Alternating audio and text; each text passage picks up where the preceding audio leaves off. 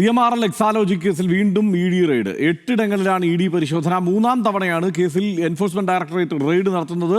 സഹിൻ ആന്റണി ചേരുന്നുണ്ട് വിവരങ്ങളുമായി. സഹിൻ, ഇത്തവണ ഇപ്പോൾ റെയ്ഡ് എവിടെയൊക്കെയാണ്? ഹർഷൻ, പ്രധാനമായിട്ടും നമുക്ക് മനസ്സിലാക്കാൻ കഴിയുന്നത് കോഴിക്കോട് ഭാഗങ്ങളിലാണ് പരിശോധന ശക്തമാക്കിയിരിക്കുന്നത് എൻഫോഴ്സ്മെന്റ് ഡയറക്ടറേറ്റ്. CMRL എക്സാലോജി കേസുമായി ബന്ധപ്പെട്ടുകൊണ്ട് ഹർഷൻ സൂചിപ്പിച്ചതുപോലെ 3-ാം തവണയാണ് എൻഫോഴ്സ്മെന്റിന്റെ പരിശോധനയുള്ളത്. ഇപ്പോൾ DTPCയുടെ മുൻ കോർഡിനേറ്ററുടെ വീട്ടിലടക്കം പരിശോധന നടക്കുന്നു എന്നുള്ളതാണ്. പ്രത്യേകിച്ചും ഈ പറയുന്നത് പോലെ തന്നെ ഈ കേസിലെ ആരോപണ വിധേയമായിട്ടുള്ള അല്ലെങ്കിൽ മുൻ മുഖ്യമന്ത്രിയുടെ മകളായിട്ടുള്ള വീണ ടിയുടെ ഭർത്താവ് മുഹമ്മദ് റിയാസ്, അദ്ദേഹം മുൻ ടൂറിസം മന്ത്രിയായിരുന്നു.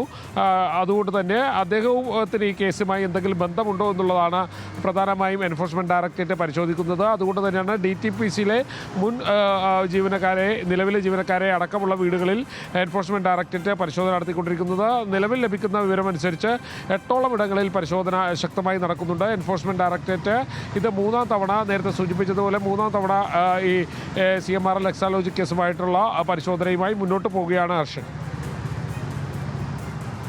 റൈറ്റ്, സഹിനാണ് കൊച്ചിയിൽ നിന്നുള്ള വിവരങ്ങൾ നൽകിയത്. ആകാശ് തടത്തിൽ കോഴിക്കോടും ചേരുന്നുണ്ട്.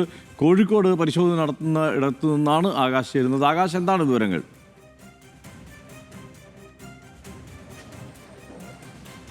ഹർഷൻ, DTPCയുടെ ഡെസ്റ്റിനേഷൻ മാനേജറായിട്ടുള്ള നന്ദുലാലിൻ്റെ വീട്ടിലാണ് ഇപ്പോൾ ഇ ഡി റെയ്ഡ് നടത്തിക്കൊണ്ടിരിക്കുന്നത്. 7 മണിയോട് കൂടിയാണ് ഇ ഡി സംഘം ഈ വീട്ടിലേക്ക് എത്തിയിരിക്കുന്നത്. കൂടാതെ തന്നെ 8 ഇടങ്ങളിൽ നിലവിൽ റെയ്ഡ് നടക്കുന്നതായാണ് വിവരം. ഇത് 3-ാം തവണയാണ് ഇത്തരം പരിശോധന നടത്തുന്നത്. CMRL എക്സാലോജിക് കേസുമായി ബന്ധപ്പെട്ട് കഴിഞ്ഞ തവണ മുഹമ്മദ് റിയാസിൻ്റെ വീട്ടിലുൾപ്പെടെ റെയ്ഡ് നടത്തിയിരുന്നു. അതിനുശേഷം പിന്നീട് കോഴിക്കോട് ഇപ്പോൾ DTPCയുടെ ഡെസ്റ്റിനേഷൻ മാനേജറായ നന്ദുലാലിൻ്റെ വീട്ടിലാണ് ഇപ്പോൾ പരിശോധന മുന്നോട്ട് പോകുന്നത്.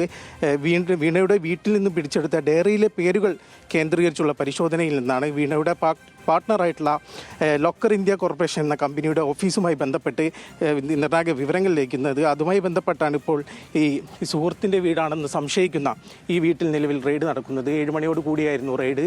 ഇവിടെ നിരവധി ഉദ്യോഗസ്ഥരെ നമുക്ക് കാണാം. 7 മണിക്ക് തുടങ്ങിയ ഒരു റെയ്ഡായിരുന്നു. ഏതായാലും ഇതുമായി ബന്ധപ്പെട്ട് ഇവിടെ നിന്ന് ഏതെങ്കിലും രേഖകൾ കണ്ടെടുക്കാനുണ്ടോ എന്ന കാര്യത്തിലാണ് ഇപ്പോൾ ഇ ഡി പരിശോധന നടത്തുന്നത്. കോഴിക്കോട് തന്നെ മറ്റിടങ്ങളിലും പല സ്ഥലങ്ങളിലുമായി ഇപ്പോൾ ഇ ഡി റെയ്ഡ് പുരോഗമിക്കുന്നുണ്ട്. ഏതായാലും DTPCയുടെ ഡെസ്റ്റിനേഷൻ മാനേജറായിട്ടുള്ള നന്ദുലാലിൻ്റെ വീട്ടിലാണ് ഇപ്പോൾ ഇ ഡി റെയ്ഡ് നടത്തുന്നത്. ഇവിടെ ഈ വ്യക്തി ഇവിടെ ഉണ്ടോ എന്ന കാര്യത്തിൽ നിലവിൽ വ്യക്തതയില്ല. ഇവരുടെ കുടുംബാംഗങ്ങൾ ഇവിടെയുണ്ട്. ഏതായാലും നിലവിൽ റെയ്ഡ് പുരോഗമിക്കുകയാണ്.